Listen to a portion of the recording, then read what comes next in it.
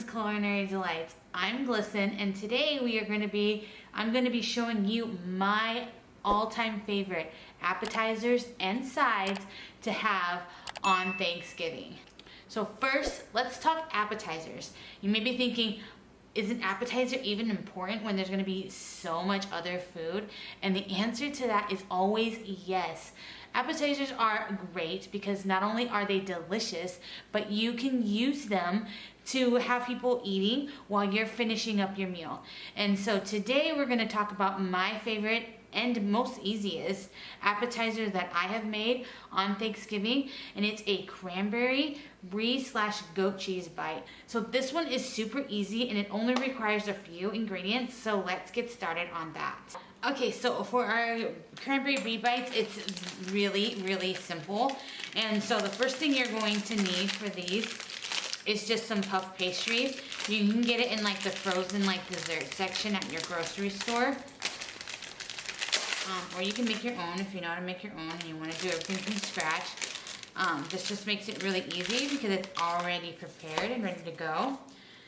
So you're going to let it thaw on your counter just so that it gets to room temp. And then I'm going to spread it out. Alright, so now that it's spread out, I'm just going to use a biscuit cutter. You can use anything that you have that's round. And I'm just going to cut different circles, and then I'm going to use a cupcake pan and stick those circles into our cupcake pan so they can serve as a little cup for our cheese and our cranberry sauce.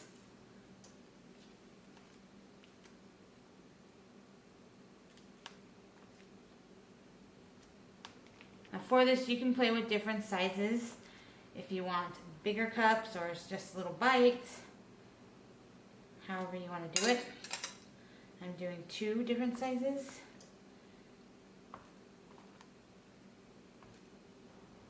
Alright, so I'm going to spray a cupcake tin with cooking spray. And we're going to do it in 2 layers. So separate your dough. You can set this aside because you can just flatten it out and make some more. Alright, so like I said, you're going to do 2 layers. So first you're going to stick one and stick it in your cupcake tin.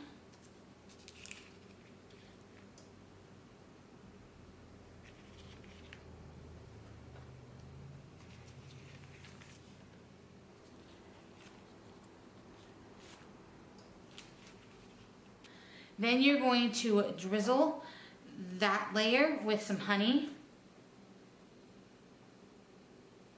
Just a little bit.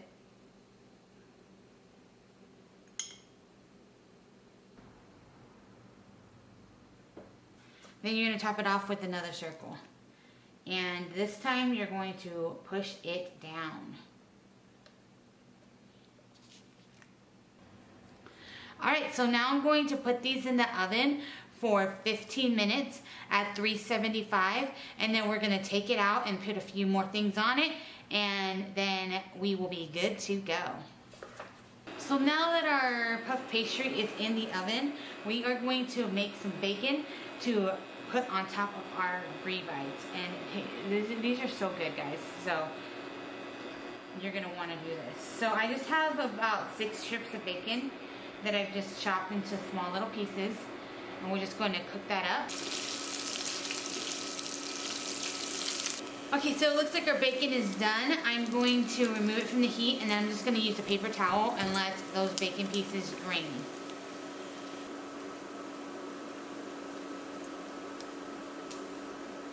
Before puff pastry gets out of the oven, I kind of wanted to go over the different things that we are going to put on our puff pastry once that comes out of the oven. We're going to take that out in 15 minutes and then put it back in for another 5 minutes once we put these toppings on it. So the first thing is cranberries. Now it's cranberry brie or cranberry and goat cheese puff pastries, and you can do it 2 ways. So if you don't want to make any cranberry sauce, it's the holiday season, so a lot of places already have like fresh made cranberry sauce like in the deli that you could buy at your grocery store.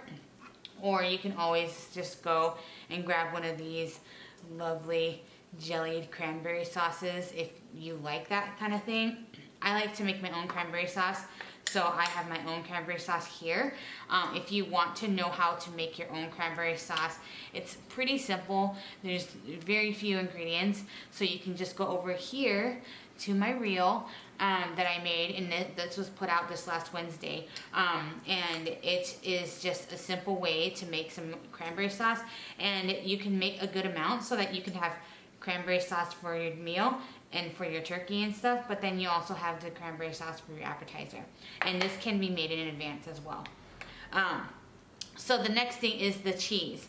Now, I like to use brie in my puff pastry cranberry brie bites.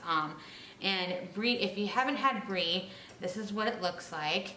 Just comes in a chunk like this. Or you can get a round if you get that at the grocery store. I just got this from my deli. And so it's a very, very soft cheese. And it has like a nice rind on the outside. You don't have to cut off the rind. I've had a lot of people ask me that. Do I need to get rid of the rind? You don't have to. If you don't want the rind though, you can definitely cut it off. I feel like it doesn't really change anything if you keep the rind on there. So it's good to have it, and it saves you on having to use more cheese. So the next thing I like to put on my bites is just some goat cheese. Goat cheese is so good, and I mean, I love it. If you don't like it, then you don't have to use it. I just like to cut off a little medallion and stick it on our bites, and then we put them back in the oven, and it just gets so gooey and so good. Now, if you don't want to go fancy, you just want super simple, you don't have to buy the brie, you don't have to buy the goat cheese. You can just go and get some cream cheese, and it works good. It doesn't taste as good as these other two, but it works good in a pinch. All right, so it's been 15 minutes. I've got them out of the oven. They're just lightly brown on the top. So what I'm gonna do now is I'm just going to grab a piece of our cheese, whatever type of cheese you're using, and just stick a piece of it on the top of each little puff pastry medallion. And then on top of that, I'm going to put a spoonful of our cranberry sauce.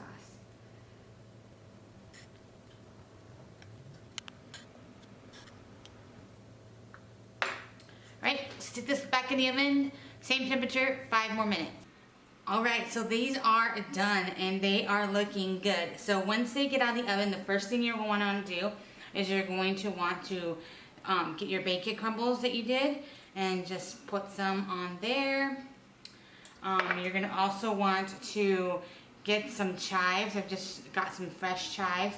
Sprinkle that on top, and also some crushed pistachios on top. If you want to get super fancy, you can get a drizzle of that honey and drizzle it on top as well.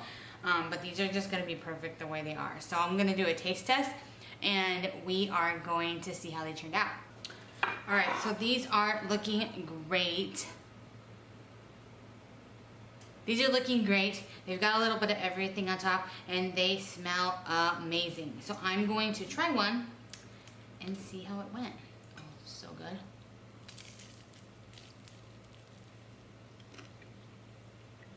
Oh yeah, that is so good. 10 out of 10. I'm not kidding. These are so simple, and they look super fancy, and they taste so good. You're definitely going to want to make these for your holiday get-together or party, or even if you're not doing a Thanksgiving and you just want to snack on something, these are a great snack. You can even use like your Thanksgiving leftovers to make these, and they are amazing. All right, so on to our sides. We're done with the appetizers. Everybody's eating, and you're just trying to buy time. Hopefully you've already got this prepared, and you can just stick it in the oven, and it's super nice and super easy. So we're gonna get started on our sweet potato casserole. Now this is a must for me. I've been making this same exact recipe for the last 4 years, and I will continue to make this recipe every year because it is a hit. Everybody loves it, and it is so, so good. So first you're gonna start off with some sweet potatoes. And this is, if you haven't had like a regular sweet potato, I do everything fresh. I don't do cans. It's gonna be delicious this way. So you're gonna look for sweet potatoes just like this in your grocery store, and we are going to peel them.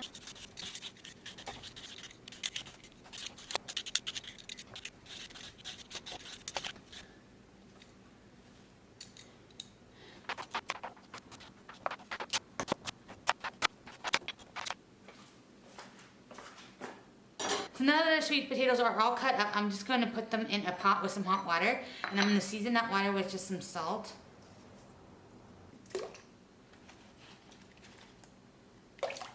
Alright, so we're going to bring this to a boil. You're going to want about 6 cups of sweet potatoes once it's all mashed and everything. So I used 4 large sweet potatoes. If you want to half this recipe, if you're not going to have as many people here, because this will make you a big pan of sweet potatoes, then you can just half it and just do 3 cups instead. Alright, we are going to get our sweet potatoes on now.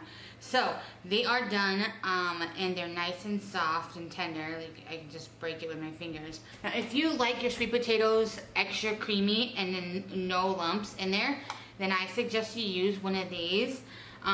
I like them when they're a little bit chunky, and so I'm just going to use my stand mixer to let them mix in there. So I'm just going to pour all my sweet potatoes into the bowl of the mixer.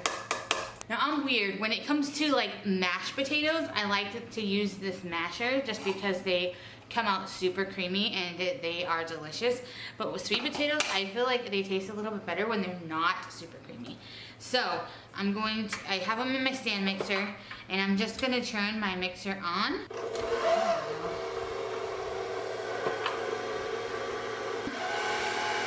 And let that go for a little bit. It's also gonna help cool them down a little for the rest of the ingredients that we want to put in here. Okay, so now that our mixture is nice and smooth, I'm going to add in the rest of our ingredients. So first is a cup of granulated sugar, or if you're going like low carb or low sugar, you can just do a sugar substitute like stevia or monk fruit sweetener. But it's a holiday, so why not go all out, right? Alright, so now that our sugar's in there, I'm going to add in 2 sticks of butter, some vanilla. Now that's all combined, I have 4 eggs that I'm adding.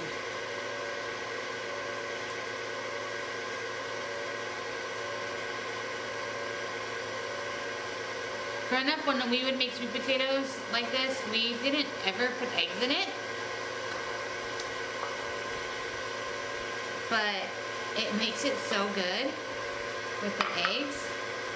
I mean, granted, like our sweet potatoes growing up were from a can that we just chopped up and then put some marshmallows on top.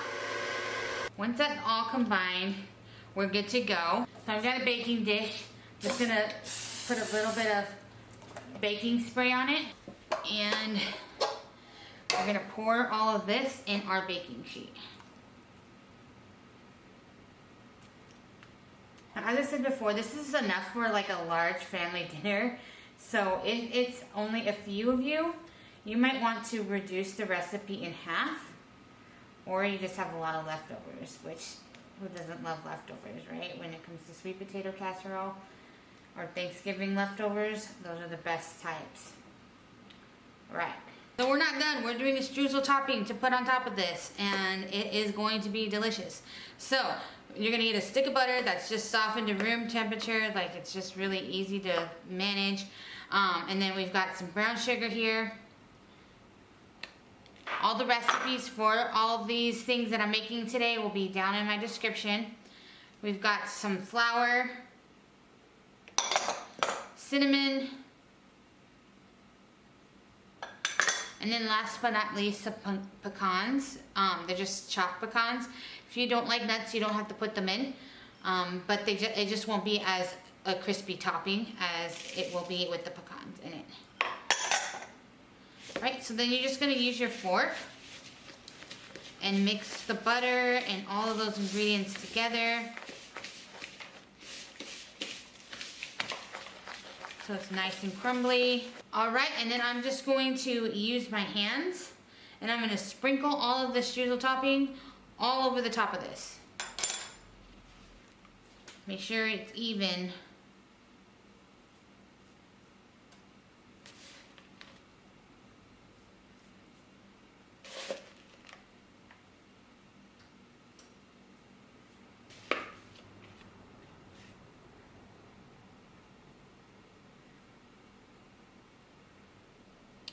Okay, so I'm just gonna stick this in the oven for 30 to 40 minutes. You're gonna stick a toothpick in it, and if it comes out completely clean, then you know it's done. As I said before, you can make that in advance, stick it in your fridge, and then when you're ready to bake it, just stick it in the oven, and then that way everything for your Thanksgiving dinner is done at the same time. All right, so our sweet potato casserole is out of the oven, and I've just cut myself a nice little slice here. And so I'm just going to give it a try. That's so good. The crust is nice and crispy. And the sweet potatoes, even though we didn't use the potato masher, they still taste super creamy. That is perfect. So good. So good.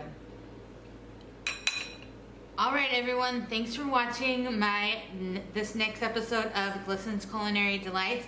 Whether you decide that you're going to make these lovely delicious brie bites for your appetizer or this for your side or both of them, I really hope that you are able to try one of these at your Thanksgiving dinner. Please like and subscribe and share this with your family and friends so you can have an even better Thanksgiving dinner. And I look forward to seeing you in my next video. Remember to watch next Sunday because we will be doing our main dish for Thanksgiving. Thank you so much.